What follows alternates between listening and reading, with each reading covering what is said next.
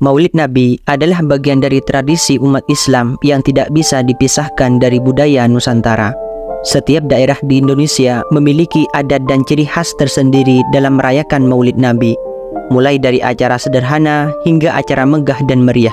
Sayyid Muhammad Al-Maliki dalam kitab Syarah Maulid Ad-Dibai menyimpulkan, setidaknya ada 5 alasan mengapa kita harus merayakan Maulid Nabi, yaitu: pertama, merayakan Maulid Nabi sebagai wujud rasa bahagia dan gembira atas kelahiran baginda Nabi Muhammad SAW yang pasti bermanfaat di dunia dan akhirat.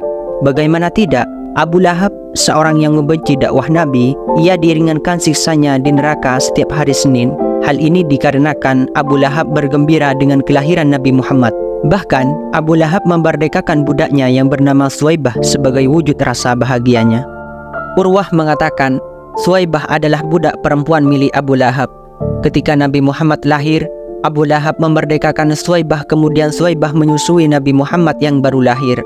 Maka, ketika Abu Lahab wafat, sebagian keluarganya bermimpi bertemu Abu Lahab.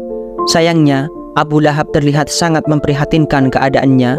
Keluarganya bertanya, "Apa yang telah terjadi denganmu?"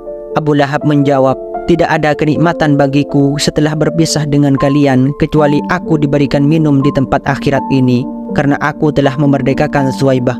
Hadis riwayat Al-Bukhari.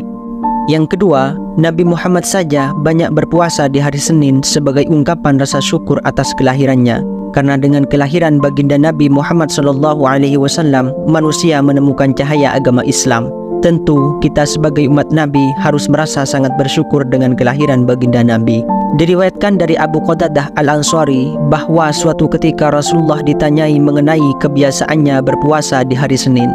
Rasulullah pun bersabda, "Di hari Seninlah aku dilahirkan dan di hari Seninlah diturunkan Al-Quran kepadaku."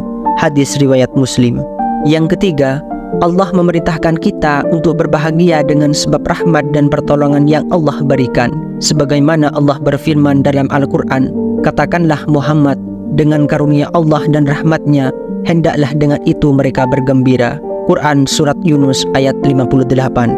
Dan rahmat terbesar yang Allah berikan bagi kita adalah lahirnya baginda Nabi Muhammad SAW. Al-Quran menegaskan bahwa diutusnya baginda Nabi Muhammad adalah sebagai bentuk kasih sayang Allah bagi alam semesta. Allah berfirman, "Dan kami tidak mengutus engkau Muhammad melainkan untuk menjadi rahmat bagi seluruh alam semesta." Quran Surat Al-Anbiya ayat 107. Keempat, perayaan Maulid Nabi diwarnai dengan pembacaan sejarah kehidupan Nabi, mulai dari kelahiran, budi pekerti, ciri-ciri fisik, kemuliaan, serta mukjizat yang diberikan Allah kepada Nabi. Tentu hal ini akan menambah rasa kecintaan kita kepada Nabi Muhammad serta memantapkan keimanan kita. Selain itu, perayaan Maulid Nabi juga sebagai wadah untuk mengajak umat Islam membaca solawat kepada Nabi. Allah telah berfirman dalam Al-Quran agar umat Islam banyak membaca solawat. Sesungguhnya Allah dan para malaikatnya bersolawat untuk Nabi. Wahai orang-orang beriman, bersolawatlah kamu untuk Nabi dan ucapkanlah salam dengan penuh penghormatan kepadanya. Quran Surat Al-Ahzab ayat 56.